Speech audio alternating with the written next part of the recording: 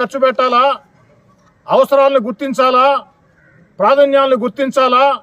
54 డివిజన్లకి 2 fogging మిషన్లు అంటే ఎవరికి గౌరవం కాదు. అంటే రూరల్ నియోజకవర్గంలో 26 డివిజన్లకి 1 ఫాగింగ్ మిషన్ వస్తుంది. ఇది ఎంతవరకు కరెక్ట్? రెండోది స్టాఫ్ ఆ కొరత తీర్చాలా. అదేవిధంగా మరికొన్ని ఫాగింగ్ మిషన్లు ఉన్నాయి వ్యక్తిగతంగా, ఏదైతే ఈ కాకుండా ఫాగింగ్ మిషన్స్ పనిచేస్తున్నాయి. ఎన్ని ఉన్నాయి? మొత్తం 5 ఉన్నాయి. 2 పనిచేస్తున్నాయి. 3 రిపేర్లు చేయించేదానికి కూడా మనకి తీరిక లేదు. 3 రిపేర్ చేయించే తీరిక లేదు. అయినా మనిషితో జరిగేవి అవి కనీసం డివిజన్కి ఒకటైనా ఉండాలి. ఎంత అవుతుందో ఒక్కొక్కటి? ఈ గారు ఎంత అవుతుందో ఒక్కొక్కటి మీకు తెలుసు కదా. ఒక మనిషితో ఫాగింగ్ మిషన్ అనేది మనిషి బెల్ట్ తీసుకొని తిరుగుతారు. 54 డివిజన్ 5 ఉన్నాయంట, 3 రిపేర్ అంట.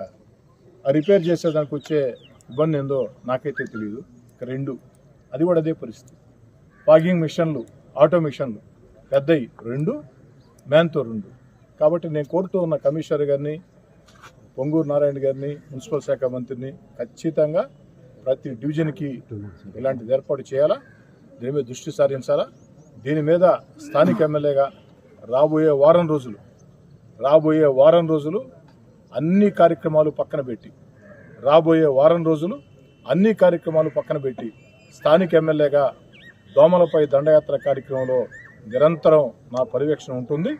రూరల్ నియోజకవర్గంలో ఉండే అన్ని రాజకీయ పార్టీల్ని, స్వచ్ఛంద సేవా సంఘాలని ఆహ్వానిస్తూ ఉన్నా. అదేవిధంగా ప్రజలకు కూడా పిలుపునిస్తూ ఉన్నా. అధికార యంత్రాంగానికి ప్రజల సహకారం కూడా అవసరం. ఇక్కడ ప్రజలందరూ నేను కోరేది ఏమిటంటే ఎక్కడికెక్కడ కిరోసిన్ చల్లే కార్యక్రమం. ఎందుకంటే కిరోసిన్ చల్లిన దానివల్ల దోమల్ని చాలా వరకు అరికట్టవచ్చు. ఇది సైంటిఫిక్ రీజన్. దాంట్లో కూడా ప్రజలు భాగస్వామ్యులు కావాలా. ఎక్కడెక్కడైతే తీవ్రంగా ఇబ్బందులు ఉన్నారో వారు తెలియజేసినట్లయితే అక్కడ ప్రత్యేకంగా ప్రత్యేక డ్రైవ్ నిర్వహిస్తానని చెప్పిన మాట ఇస్తూ రేపటి రోజు ఉదయం 8 గంటలకి నెల్లూరు రూరల్ నియోజకవర్గంలో మిగతా 25 డివిజన్లో ఈ కార్యక్రమం ప్రారంభమవుతుంది. ఈరోజు ఇక్కడి నుంచి నేను వెళ్ళిన తర్వాత ఇక్కడ ఉన్నటువంటి సిబ్బంది డివిజన్ మొత్తం కూడా తిరిగి ప్రతి గుంటని గుర్తించి ఆయిల్ బాల్స్, కిరోసిన్,